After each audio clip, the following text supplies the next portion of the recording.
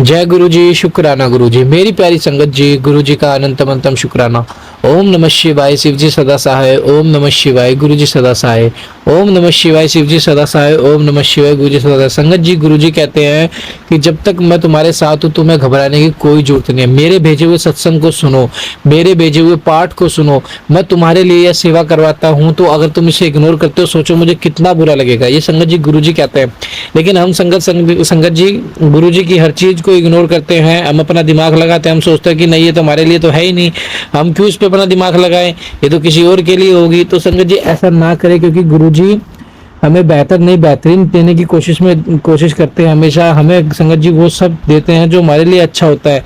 संगत जी देखो, हम उन चीजों की जिद कर बैठते हैं जो हमारे लिए अच्छे नहीं होते, लेकिन गुरु जी को तो पता है कि कैसे सब होता है कैसे नहीं होता, क्या हमारे लिए अच्छा क्या बुरा है। संगत जी गुरु जी का मंत्र जाप करो, ज्यादा से ज्यादा सत्संग सुनो। अगर आपके पास सत्संग आ रहा है तो सत्संग को एंड तक सुनो और उसमें एक चीज को देखो कि आपके लिए वो कल्याण में होगी। एक शब्द या एक चीज ऐसी होगी जिसमें आपका कल्याण होगा। तो संगत जी मैं इसलिए कहता हूँ कि हमेशा पाठ हर सत्संग को एंड तक सुनो, हर पाठ को एंड तक सुनो। पाठ तो संगत जी शिव पुराण की कथा है जो पिशाच प्रेत योनियों तक को मुक्ति दे देता है। हम तो फिर भी इंसान है संगत जी। तो प्लीज आपसे रिक्वेस्ट है, आप सभी पाठ को और शुक्राना सत्संग को एंड तक जरूर सुनो और अपना शुक्राना सत्संग हमारे साथ शेयर करें। चैनल को सब्सक्राइब करें, बेल आइकन को प्रेस करें। आइए सत्संग को शुरू करते हैं गुरु मंत्र जाप के साथ। ओम नमः शिवाय, शिव जी सदा सहाय। ओम नमः शिवाय, गुरु जी सदा सहाय। जय गुरु जी। जय गुरु जी, शुक्राना गुरु जी। मैं गुरु जी का मंत्र जाप करती हूँ। ओम नमः शिवाय, शिव जी सदा सहाय। ओम नमः शिवाय, गुरु जी सदा सहाय। जय गुरु जी, शुक्राना गुरु जी। जय गुरु जी, शुक्राना गुरु जी। संगत जी सबको जय गुरु जी, शुक्राना गुरु जी। जय गुरु जी, शुक्राना गुरु जी। ओम नमः शिवाय, शिव जी सदा सहाय। ओम नमः शिवाय, गुरु जी सदा सहाय।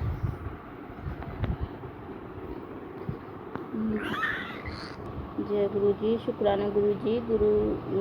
मैं गुरु जी का सत्संग शेयर, दूसरा सत्संग शेयर करती हूँ कि महासमाधि दिवस वाले दिन का पहले तो 2 आंटियों के फ़ोन आए कि आंटी जी आप चलोगे सत्संग में। पहली मेरी नंद थी, दूसरी मेरी बहन थी। तो मैंने बोला ठीक है हाँ चलेंगे। फिर पता नहीं मैंने बोला कि हाँ ये ड्यूटी जा रहे हैं, इनको ड्यूटी जाने के बाद इनको चले जाएंगे, काम निपटा के 12-1 बजे चलेंगे, तो आप फ़ोन कर देना मेरे पास। फिर संगत जी हमने काम निपटा लिया 12-1 बजे तक। फिर उसके बाद हमने सोचा कि चलो तैयारी कर लेते हैं चलते हैं। तो किसी भी आंटी का फ़ोन नहीं आया, मुझे पता नहीं क्यों नहीं आया। फिर मैंने भी फ़ोन नहीं करा। फिर मैंने सोचा कि चलो कोई बात नहीं, अब तैयारी तो हो ही गया। फिर हमने मंदिर वगैरह साफ़ करके सब कुछ कर लिया अपना। सोचा कि थोड़ा सा घर में ही सत्संग कर लेते हैं छोटा सा। तो इतना ही सोचा था, मतलब करने की तैयारी थी। जब हम नहा धो लिए, सारा घर का काम हो गया, सब कुछ हो गया, तो हम करने लगे कि गुरु जी का सत्संग ही कर लें। पर गुरु जी का सत्संग जैसे करने की मैं तैयारी कर रही थी, उसमें देखो कितनी बाधाएं आई थी एक साथ ही। शरीर एकदम हो गया मरा सा। संगत जी बहुत एकदम ऐसा हो गया कि कुछ करने का मन नहीं हो रहा था, जैसे कि शरीर एकदम टूट गया हो।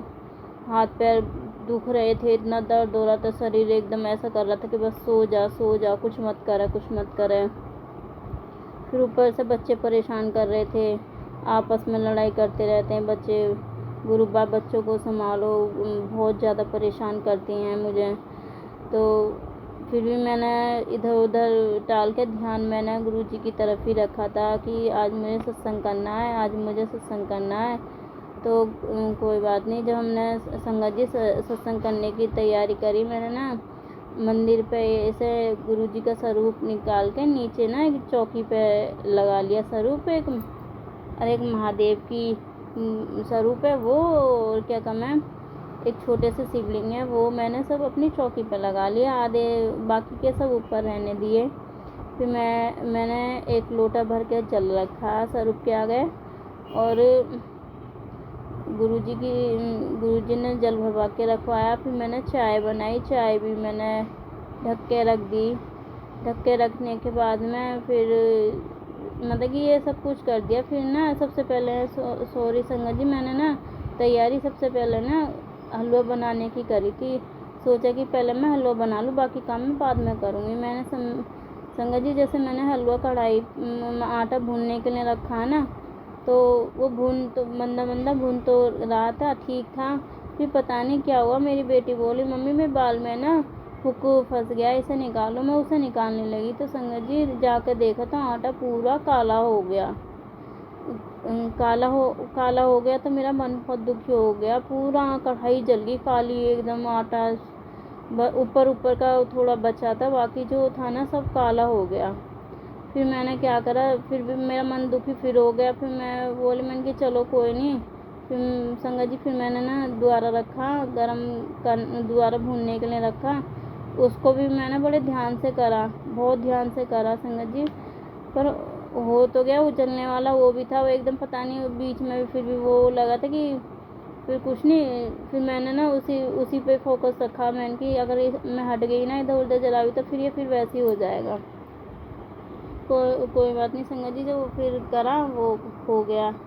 बड़ी मुश्किल में तो कहा था कि शरीर एकदम ऐसा हो रहा था कि मरा सा कि पूछो मत। फिर भी चलो ध्यान में यही रखती, गुरुजी आप कराओगे, गुरुजी आप कराओगे, गुरुजी आप कराओगे, जैसे भी कराओ कोई बात नहीं। फिर मैंने दोबारा हलवा बना लिया, वो भी बन गया। उसमें भी ना इतना करने के बावजूद तो बहुत अच्छे से ध्यान से बना रही थी, फिर भी ना उसमें ना बहुत सारी गांठें हो गई पानी लगाने के बाद में।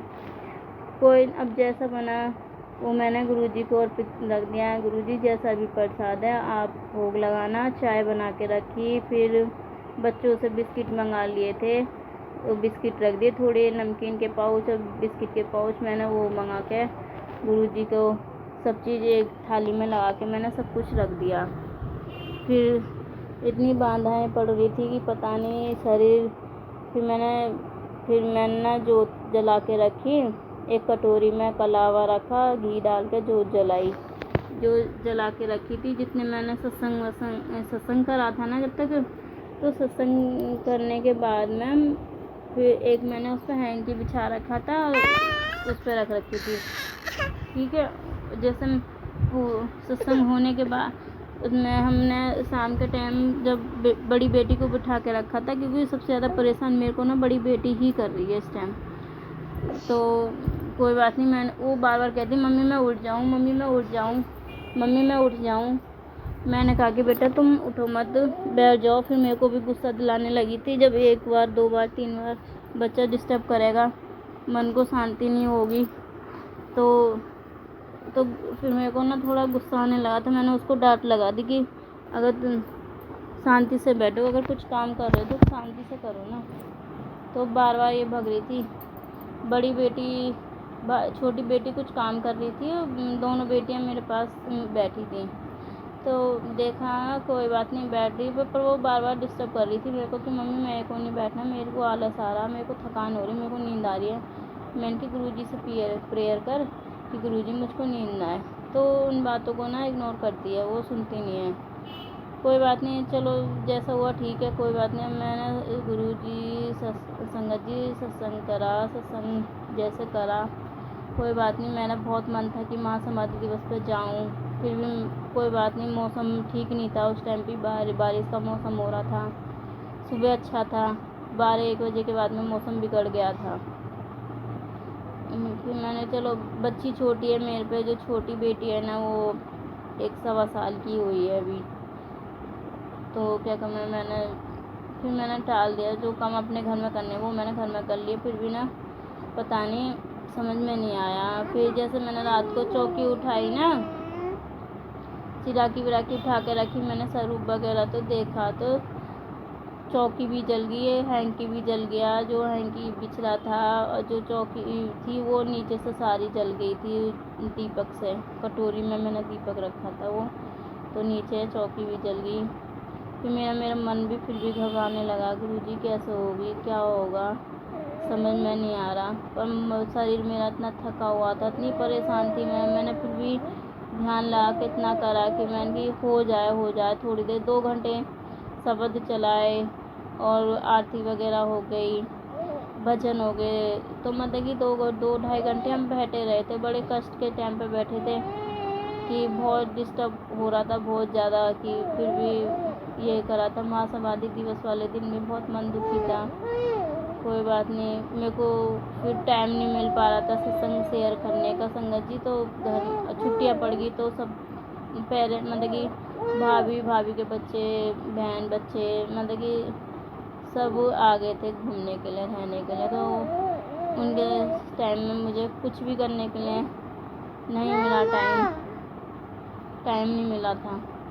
टाइम मिल अब थोड़ा अब स्कूल खुल गया, अब थोड़ा फ्री हुई हूँ। आज ये मैं सत्संग शेयर कर रही हूँ। मेरे बहुत दिन से मन में यही बात चल रही थी कि महीना हो गया।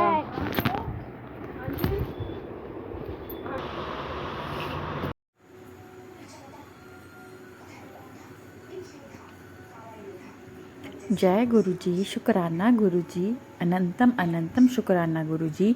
मैं गुरु जी की बेटी अमृतसर पंजाब से बोल रही हूँ। ये मेरा दूसरा शुक्राना सत्संग है। मैं गुरु जी का सत्संग उनके मंत्र जाप से स्टार्ट करती हूँ। ओम नमो शिवाय, शिवजी सदा सहाय। ओम नमो शिवाय, गुरु जी सदा सहाय। संगत जी, मेरी काफ़ी दिनों से पेट में प्रॉब्लम चल रही थी। मेरी सुबह उठते ही तबीयत ख़राब हो जाती थी। ऐसा लगता था कि वॉमिट आ रही है।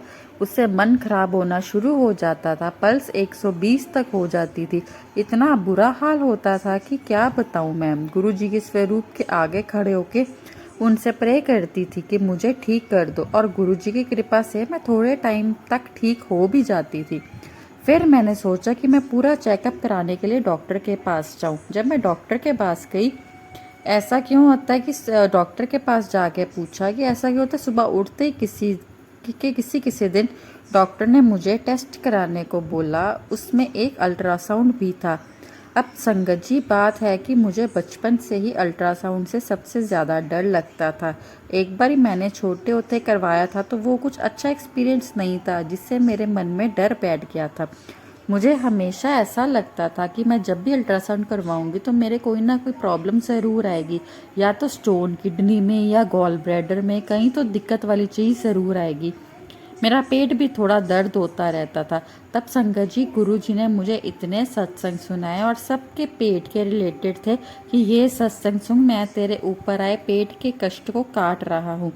जब डॉक्टर ने और मैंने उस टाइम सारे पेट के रिलेटेड संगत सुने, पता नहीं मन में था कि शायद मैं गुरुजी मेरे ऐसे ही कष्ट काट दे और मेरी रिपोर्ट एकदम नॉर्मल आए। तो जब डॉक्टर ने अल्ट्रासाउंड बोला, तब से मेरी डर से पेट में दर्द शुरू हो गई थी, दोनों किडनी वाली जगह में। मैंने गुरुजी से बस ये प्रार्थना की कि मेरी रिपोर्ट्स नॉर्मल आए और मेरा पेट ठीक हो। फिर जब मैं अल्ट्रासाउंड करवाने गई तो जो डॉक्टर ने मैं अल्ट्रासाउंड की, उसने करने के बाद मुझे बोला कि सब ठीक है, कोई स्टोन नहीं आया। मैं इतना हैरान हुई संगत जी, मैंने उनसे उसी टाइम पूछा क्या सच्ची में कुछ नहीं आया? तो वो डॉक्टर हंस के कहती कि क्यों, कुछ आना चाहिए था।